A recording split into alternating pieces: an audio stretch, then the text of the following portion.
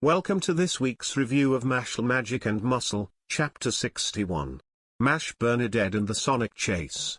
The chapter kicks off with Mash just having finished his attack from last week, speeding past Margaret as the magical musical maestro is flipped onto his back and allowed to slam straight down onto the floor of the arena. Mash's fist leaving a trail of either dust or smoke behind, perhaps created due to friction caused by the speed he moved at. Either way, it has a cool look to it with how his eyes are covered by his hair and the fist he struck Margaret is placed out in front of him. Mashle does these really epic shadowy shots of its characters, so often and so well it's hard not to appreciate them and consider how they contrast with the usual art style that Mashle is going for most of the time. From there we transition over to Finn, Dot and Lance watching the fight, with Dot questioning if they think Mash managed to end the fight, which is pretty clearly a no given how the fight hasn't even had the chance to really heat up yet. Lance is swift to shoot that idea down as well, telling him that the fight is still anyone's game. Lance then thinks to himself on the fact, Margaret still has his second, so the fight can get much worse than it already is. It is nice to see that Lance is the one capable of determining the situation in a calm manner. It suits him much better than Finn or Dot given their less analytical and somewhat cowardly personalities in contrast to his rather relaxed, confident persona. It does make me wonder how Lance would fare against Margaret, however, perhaps something to talk about another time. Back in the arena, Margaret compliments Mash, telling him that he believes him to be a worthy opponent while at the same time he picks himself up off the ground. That is when he activates his second, Death Gong, which contrast to its name summons a giant black metal bell in the air above them. If Mash really wanted to end this fight, he should not have let Margaret recover and cast his second. The time he took to recover should have been used for Mash to try pummeling him, crush his wand and break him completely. But that really is not in Mash's character to do something like that. He does not seem like the sort to pounce on every opportunity he can get, which is both a good point in his character but also a dangerous one which can lead to a lot of trouble down the line. Although during the beginning of their fight, he did so perhaps it was a momentary lapse in judgment or he was still wary of Margaret's power, who can say. As Mash is questioning what exactly the giant bell was, Margaret explains that it will incapacitate anyone within 2 kilometers who hears it, without exception, and the only way to stop it is to steal his wand before the minute he gives Mash is up.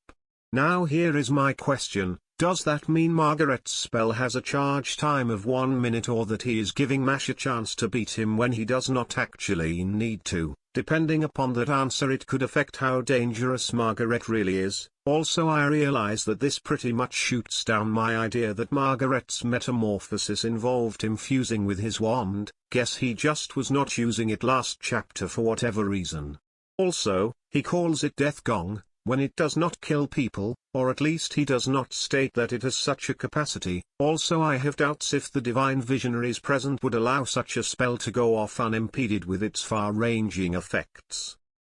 As Finn states basically what we already know, that Mash is fast, but he is not fast enough to match the speed of sound, and Dot reasonable believes that catching Margaret is impossible at the current time, or it would be reasonable if this wasn't fricking Mash Bernadette we are talking about, the man who fought the power of gods and won. At this point if I was anyone in this series I would be giving Mash a fair shake at beating anyone no matter how ridiculous it is. That is of course only from a in-world perspective, because as viewers we of course know the limits of his power. Lance notes that the only hope he has is that they are confined to the arena, but internally he realizes that Mash will not be able to pull off the same trick as before, as he now must chase him down. The conditions are far more in Margaret's favor than before. And this is where the chase begins, Margaret moving around Mash at incredible speeds, leaving him to snag at his after images as he moves from in front to behind our main character before he can even react. Every time he looks like he is catching up to him, it is nothing but air that Mash's hand catches. Margaret cannot resist taunting him, telling him how useless it is to try and catch him as he counts down from the 30 seconds mark. Honestly, this only serves to make me question Margaret further. Is he incapable of going on the offensive while focusing on his second? Or is this more games to him? It truly does bring up more questions than it answers.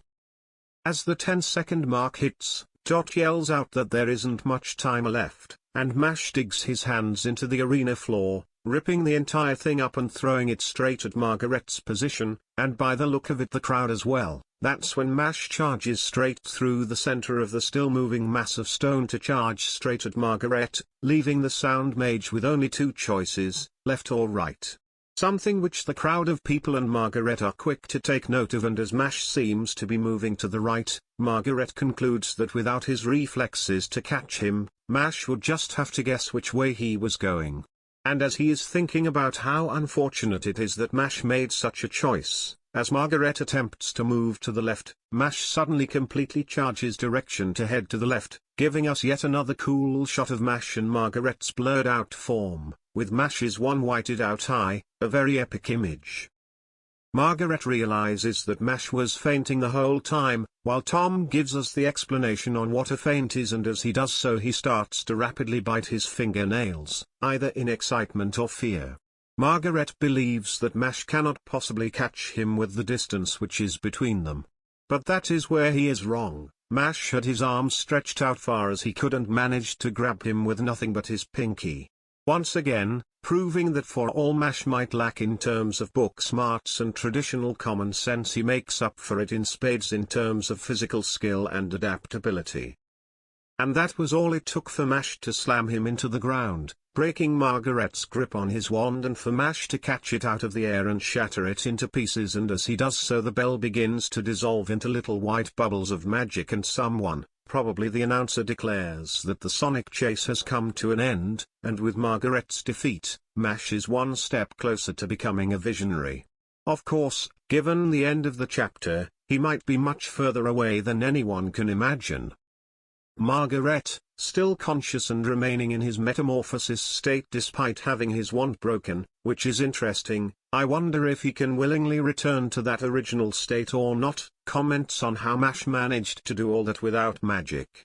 He admits defeat, far more gracefully than Carpaccio did, but I guess fundamentally they were after different things. Mash showed Margaret exactly what he was looking for. I do however wonder if he is still capable of using magic without any sort of wand. As Mash is looking down upon his defeated foe, everything seems to start shaking, interrupting whatever he might have had to say, and as the crowd begins to panic, the sky itself begins to crack like glass, falling down upon the ground, causing everyone to look around in shock. Even Mash looks around at the scene behind him, right as a giant taloned foot smashes through. We get shots of Caldo watching on, while Finn, Dot, and Lance, all with varying levels of shock and fright, stare up at the dragon which just broke through the sky. Not just one dragon, but several, carrying on their backs the members of Innocent Zero, who stand tall and proud. And one of them speaks to the crowd, greeting them. I presume that it is Father speaking to them. So, either they were using some kind of illusion to mask their physical appearance, or perhaps one of them has some kind of teleportation magic which allows them to move vast distances in an instance, which might actually be how they were being tracked in the first place, due to potential after effects caused by their teleporting. Either way, it is interesting to see the potential vastness of their abilities. The final page of this chapter has Wahlberg, Caldo, Mash and Father down one side of the page and the second half of the previous page, meaning that this is going to be a double-page spread when it comes out as a book.